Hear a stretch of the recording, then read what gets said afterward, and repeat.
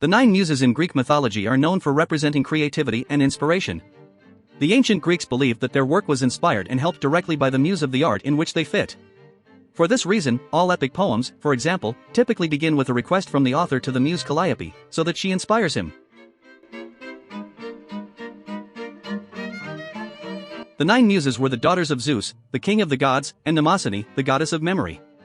They were believed to reside on Mount Olympus, the home of the gods, and were often called upon by artists, writers, and musicians for their inspiration and guidance. The first muse, Calliope, was the muse of epic poetry and eloquence. She was often depicted with a writing tablet or book, and was considered the chief of all the muses.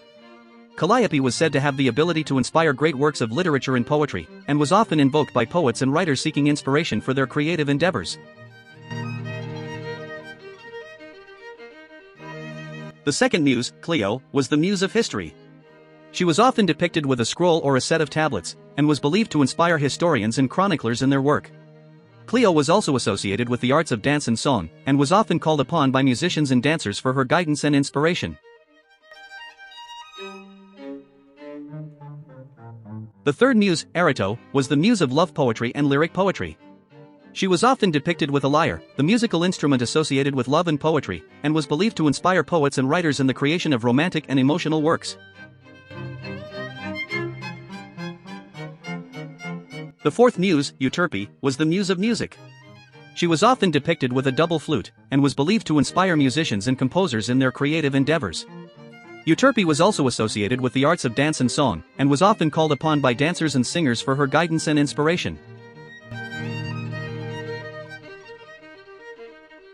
The fifth muse, Mnemosyne, was the muse of tragedy.